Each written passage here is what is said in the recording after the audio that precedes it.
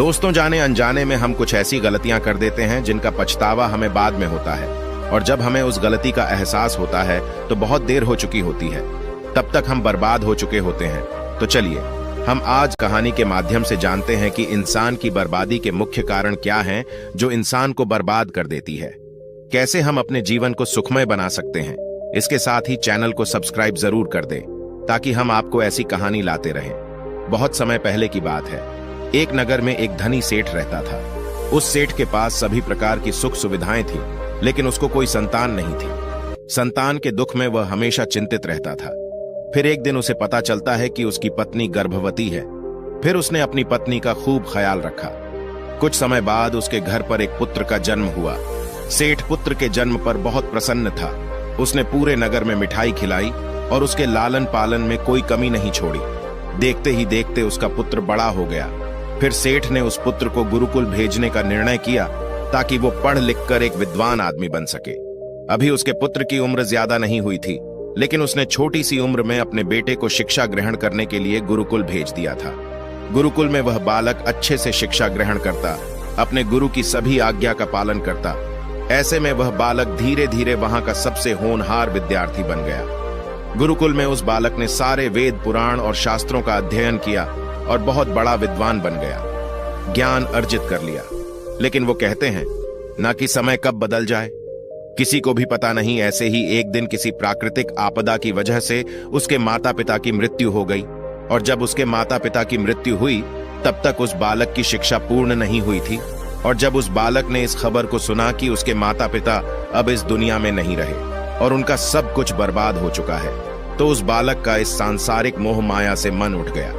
उसके बाद उस बालक ने निश्चय किया कि वह गुरुकुल से शिक्षा पूर्ण करने के बाद अपना संपूर्ण जीवन लोगों की भलाई में व्यतीत करेगा।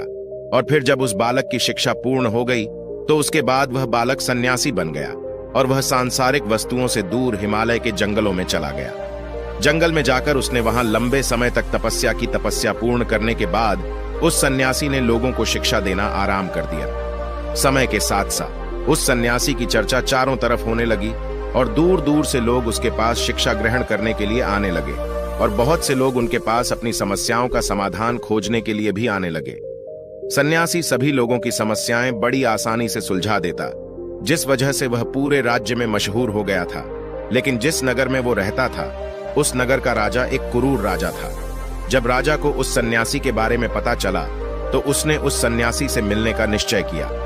अगली सुबह को राजा अपने महल से निकलकर उस सन्यासी से मिलने के लिए निकल गया और फिर वो उस कुटिया पर पहुंच गया। वहां पहुंचकर जब राजा ने उस सन्यासी को देखा तो वह देखता ही रह गया। उसके चेहरे पर एक अलग ही नूर था। जब वह सन्यासी के पास पहुंचा तो उसे बड़ी अपार शांति का अनुभव हुआ। उस राजा ने उस सन्यासी को प्रणाम किया और साधु के पास बैठ गया और उससे वार्तालाप करने लगा। वो राजा पहली ही मुलाकात में उस सन्यासी के व्यक्तित्व से इतना प्रभावित हुआ कि उसने उसी समय से अच्छाई की राह पर चलने की ठान ली और मन ही मन सोचने लगा कि इतनी छोटी सी मुलाकात में यह सन्यासी मुझे इतना बदल सकता है, तो अगर यह हमेशा मेरे साथ ही रहने लगे तो मेरी तो जिंदगी बदल जाएगी। और यही सोचकर राजा सन्यासी से अपने महल चलने के लिए आग्रह करने लगा। राजा का आग्रह सुनकर सन्यासी मना नहीं कर पाया और वो राजमहल चलने को तैयार हो गया। फिर राजा सन्यासी को लेकर राजमहल की ओर चल दिया। राजमहल पहुंचने पर राजा ने सन्यासी का खूब आदर सत्कार किया। उसके बाद राजा ने सन्यासी को एक कमरे में भोजन करवाया। भोजन करने के बाद सन्यासी ने राजा को धन्यवाद दिया और राजा से जाने की आज्ञा मांगी। यह सुनकर राजा ने कहा कि आप हमारे महल में जब तक चाहे तब तक रह सकते हैं। आपको यहाँ पर किसी भी प्रकार की कोई असुविधा नहीं होगी, और आप यहाँ रहेंगे तो हमारी प्रजा को भी अच्छा लगेगा और हमें भी अच्छा लगेगा। यह सुनकर सन्यासी ने राजा का प्रस्ताव स्वीकार कर लिया। उसके बाद राजा ने नौकरों से कहा कि सन्यासी महाराज के लिए बगीचे में रहने का, खाने का और वस्त्र आदि का प्रबंध किया जाए। राजा की आज्ञा के अनुसार सेवकों ने एक सुंदर सी कुटिया का निर्माण कर दिया। उसके बाद वह सन्यासी उसी कुटिया में रहने लगा। सन्यासी को उस कुटिया में रहते रहते कई साल बीत गए और इस दौरान राजा ने उनकी खूब सेवा की। परंतु कई सालों बाद एक दिन राजा और रानी को आवश्यक कार्य के लिए दूसरे राज्य जाना पड़ा, लेकिन उन्होंने एक सेवादार को सन्यासी का सेवा के लिए नियुक्त कर दिया। परंतु वह सेवादार राजा के जाने के बाद बीमार पड़ गया और अपने घर चला गया और कभी लौटकर वापस नहीं आया। तो सन्यासी ने क्रोध में आकर उस राजा को खूब सुनाया। राजा से कहा कि हे राजन, जो जिम्मेदारी तुम पूरी नहीं कर सकते तो वह उठाते ही क्यों हो। तब राजा ने सन्यासी से क्षमा मांगते हुए कहा कि हे भगवान, यदि मुझसे कोई भूल हो गई हो तो मैं उसके लिए आपसे क्षमा मांगता हूं। मुझे क्षमा कर दीजिए और आप अपना क्रोध शांत कीजिए। मुझे बताइए कि आखिर क्या हुआ है। यह सुनकर उस सन्यासी ने कहा कि तुम्हारे जाने के बाद मुझे यहां पर किसी ने भोजन नहीं दिया और मैं बहुत दिनों तक भूखा ही रहा। मुझे यहां पर आकर किसी ने पूछा तक नहीं कि मैं किस हाल में हूं। यह सुनकर राजा ने सन्यासी से क्षमा मांगी और कहा कि हे भगवान, आज के बाद में ऐसी कोई भी गलती नहीं होगी। फिर कुछ देर बाद मामला शांत हो गया। जब राजा और सन्यासी के बीच वार्तालाप हो रही थी तो रानी भी यह सब वार्तालाप चुपके से सुन रही थी और सब कुछ देख रही थी। उसके बाद राजा ने उस सन्यासी को कोई भी शिकायत का मौका नहीं दिया और उसकी खूब सेवा की। परंतु कुछ दिनों बाद राजा को फिर किसी आवश्यक कार्य से अपने राज्य से बाहर जाना पड़ा। लेकिन इस बार राजा ने राज्य से बाहर जाने से पहले अपनी रानी को कहा कि जब तक मैं नहीं आऊं तब तक आप स्वयं सन्यासी की देखभाल करोगी। यह सुनकर रानी ने कहा कि जी महाराज, आप निश्चित होकर जाइए, मैं सन्यासी महाराज की अच्छे से देखभाल करूंगी। उसके बाद रानी हर रोज भोजन बनाकर सन्यासी महाराज को भेज देती थी। लेकिन एक दिन रानी नहाने के लिए चली गई और सन्यासी को भोजन देना भूल गई। सन्यासी ने काफी देर तक भोजन का इंतजार किया, लेकिन जब भोजन नहीं आया तब सन्यासी सोच में पड़ गया कि आज खाना क्यों नहीं आया। उसके बाद सन्यासी ने सोचा कि वह खुद महल में जाकर देखेगा कि आखिर अब तक खाना क्यों नहीं आया, और फिर वह महल पहुंच गया। जब वह महल के अंदर पहुंचा तो वहां उसकी नजर रानी पर पड़ी। रानी के लंबे लंबे गाने काले केस जो कि उसकी कमर पर लहरा रहे थे, उसकी कजरारी आंखें जो देखने मात्रा से ही घायल कर दे, उसकी हिरानी जैसी चाल। रानी के इतने सुंदर रूप को देखकर सन्यासी चिकित्स हो गया और रानी की सुंदरता सन्यासी के मन में घर कर गई और वह वहां से बिना कुछ कहे ही अपनी कुटिया में लौट आया। सन्यासी रानी के रूप की सुंदरता को भुला ना सका और वह खाना पीना छोड़कर अपनी कुटिया में पड़ा रहा। उसने कई दिनों तक कुछ भी नहीं खाया, जिस वजह से वह बहुत कमजोर हो गया।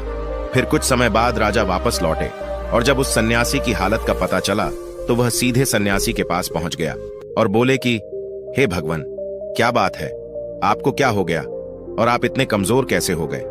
आप किस गहरी सोच में डूबे हो? क्या मुझसे कोई भूल हो गई है? तब सन्यासी ने कहा कि नहीं राजन, आपसे कोई भूल नहीं हुई है। यह सुनकर राजा ने कहा, तो फिर क्या बात है, आप मुझे बताइए, मैं आपकी परेशानी जरूर दूर करूंगा। यह सुनकर सन्यासी ने राजा से कहा कि हे राजन, मैं आपकी रानी की अद्भुत सुंदरता को देखकर उनकी सुंदरता के फेर में पड़ गया हूं और अब मैं रानी के बिना जिंदा भी नहीं रह सकता। यह सुनकर राजा हैरान हो गया और कुछ देर सोचने के बाद राजा ने उस सन्यासी से कहा, मैं आपको रानी दे दूंगा। यह सुनकर सन्यासी बहुत खुश हुआ। फिर राजा सन्यासी को लेकर महल चला गया। जब राजा और सन्यासी महल पहुंचे तो उस दिन रानी ने अपने सबसे सुंदर वस्त्र और गहने पहने हुए थे। फिर राजा रानी के पास पहुंचा और राजा ने रानी से कहा कि कोई सन्यासी की मदद करनी चाहिए, यह बहुत कमजोर पड़ गए हैं और मैं नहीं चाहता कि किसी ज्ञानी पुरुष की हत्या का कलंक मेरे सर पर लगे। उसके बाद राजा ने रानी से पूछा कि क्या आप यह पाप अपने सर पर लेना चाहती हैं? राजा की यह बात सुनकर रानी ने राजा से पूछा कि आखिर इन सन्यासी के इस दुख का कारण क्या है? तो राजा ने रानी से कहा कि सन्यासी आपकी अद्भुत सुंदरता के दीवाने हो गए हैं। राजा की यह बात सुनकर रानी ने कहा कि राजन, आप चिंता मत करिए, अब आप सब कुछ मेरे ऊपर छोड़ दीजिए। मुझे पता है कि मुझे अब क्या करना है। उससे आपके ऊपर ना तो सन्यासी की हत्या का पाप लगेगा और ना ही उससे मेरे पवित्र धर्म का नाश होगा। रानी की यह बात सुनकर राजा ने रानी को सन्यासी को सौंप दिया। उसके बाद सन्यासी रानी को लेकर कुटिया पर पहुंचे। जब रानी सन्यासी की कुटिया पर पहुंची तो रानी ने सन्यासी से कहा कि हमें रहने के लिए घर चाहिए, हम इस झोपड़ी में नहीं रह सकते। यह सुनकर सन्यासी राजा के पास गया और राजा से जाकर बोला कि हे राजन, हमें रहने के लिए घर चाहिए। सन्यासी की बात सुनकर राजा ने उनके लिए घर का प्रबंध कर दिया। फिर सन्यासी रानी को लेकर घर पहुंचा। जब रानी सन्यासी के साथ उस घर पर पहुंची तो रानी ने सन्यासी से कहा कि यह घर तो बहुत गंदा है और इसकी हालत बहुत खराब है, मैं इस घर में नहीं रह सकती। यह सुनकर सन्यासी फिर से राजा के पास गया और राजा के पास जाकर बोला कि हे राजन, जो आपने हमें घर दिया है उस घर की हालत बहुत खराब है। सन्यासी की बात सुनकर राजा ने उस घर की हालत ठीक करवा दी। उसके बाद फिर रानी घर के अंदर गई और नहा धोकर बिस्तर पर गई। फिर सन्यासी भी बिस्तर पर गया। फिर उसके बाद रानी ने सन्यासी से कहा कि आपको पता है कि आप कौन हैं और आप क्या बन गए हैं। आप एक महान सन्यासी थे जिसके लिए राजा स्वयं सारी जरूरत की वस्तुएं उपलब्ध करते थे, जिसके पास लोग दूर दूर से ज्ञान ग्रहण करने आते थे, जो लोगों को सत्य की राह दिखाया करते थे, जो लोगों की समस्याओं का समाधान करते थे, जिनको सभी लोग एक गुरु मानते थे, जिनकी सब भगवान के रूप में पूजा किया करते थे। और आज आप वासना के कारण मेरे गुलाम हो गए हैं। रानी की यह बात सुनकर उस सन्यासी को एक झटका लगा और उसे महसूस हुआ कि वह तो एक सन्यासी है और वह यह सब क्या कर रहा है। वह तो यह सारी सुख सुविधाओं को छोड़कर शांति की तलाश में जंगलों में चला गया। जोर जोर से रोने लगा और चिल्लाने लगा और रानी से कहने लगा कि मुझे क्षमा कीजिए महारानी, मैं यह क्या करने जा रहा था। मैं अभी आपको राजा को सौंप कर आता हूं। सन्यासी की बात सुनकर रानी ने प्रश्न किया कि महाराज, मेरे मन में एक प्रश्न उठ रहा है, कृपया मेरे प्रश्न का उत्तर दीजिए। रानी की बात सुनकर सन्यासी ने कहा कि पूछो, तुम्हारा क्या प्रश्न है। फिर रानी ने कहा कि जब आपको उस दिन भोजन नहीं मिला तो आप बहुत क्रोधित हो गए। तब मैंने आपके ये रूप पहली बार देखा था और तभी से मैं आपका व्यवहार में परिवर्तन महसूस कर रही हूं। ऐसा क्यों हुआ महाराज? आखिर आपको इतना क्रोध क्यों आया? रानी की बात सुनकर सन्यासी ने रानी को समझाया कि जब मैं जंगल में था तो मुझे समय पर भोजन भी नहीं मिलता था, लेकिन जब मैं महल में आया तो महल में आने के बाद मुझे सारी सुख सुविधाएं मिली और फिर मैं इन सभी सुख सुविधाओं के मोह में फंस गया और मुझे इसके प्रति लगाव उत्पन्न हो गया और फिर मुझे इसको पाने का लालच उत्पन्न हो गया। जब मुझे यह नहीं मिला तो मेरे अंदर क्रोध उत्पन्न हुआ।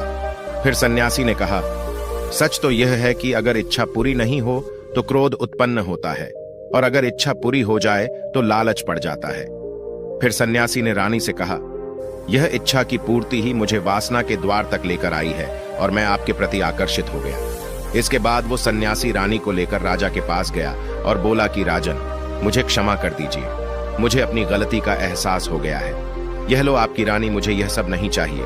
मैं अपनी इच्छा के वशीभूत होकर यह गलत कार्य करने जा रहा था और ने जीवन को बर्बाद कर रहा था, लेकिन अब मुझे सब कुछ समझ आ गया है। उसके बाद उस सन्यासी ने कहा कि हे राजन, मनुष्य की बर्बादी का कारण उसकी 4 आदतें बनाती है और दुनिया के हर एक व्यक्ति के अंदर यह 4 अवगुण होते हैं, लेकिन जो व्यक्ति इन पर नियंत्रण कर लेता है वह सुख और दुख से बच जाता है। वहीं जो व्यक्ति इन 4 आदतों पर नियंत्रण नहीं कर पाता है वो बर्बाद होने के कगार पर पहुंच जाता है। यह सुनकर राजा ने कहा कि महाराज, आप मुझे वो 4 आदतें बताइए जिससे कि मनुष्य की बर्बादी हो जाती है। फिर सन्यासी ने राजा को मनुष्य को बर्बाद करने वाली आदतों के बारे में बताया कि हे राजन, मनुष्य को बर्बाद करने वाली पहली आदत है इच्छा, क्योंकि इच्छा ही दुनिया के हर एक व्यक्ति के अंदर सबसे पहला अवगुण होता है और जो व्यक्ति अपनी इच्छाओं को नियंत्रण में नहीं रख पाता है वह जीवन के किसी भी क्षेत्र में सफल नहीं हो पाता है, क्योंकि जैसे ही उसकी एक इच्छा पूरी होती है वह दूसरी की ओर बढ़ने लगता है और दूसरी पूरी होती है तो तीसरी इच्छा उसके मन में जागृत हो जाती है और फिर ऐसे करते करते इच्छाओं पर नियंत्रण नहीं होने के कारण इसी जाल में उलझा रहता है। इसीलिए राजन, जब हम इच्छाओं पर नियंत्रण का लेते हैं तो हम हमारे मन पर भी नियंत्रण का लेते हैं और जब हमारा मन हमारे बस में होता है तो हमें सुखी सुखी प्राप्ति होती है। फिर जो हम चाहते हैं वही हमारे साथ होता है। फिर सन्यासी कहता है कि हे राजन, मनुष्य को बर्बाद करने वाली दूसरी आदत है वासना। वासना का जन्म हमारे मन में उठने वाली इच्छाओं से होता है। जिस प्रकार इच्छा का कोई अंत नहीं होता और मनुष्य वासना के जाल में फंसता ही चला जाता है। वासना के वशीभूत होकर मनुष्यों को कुछ भी नजर नहीं आता है।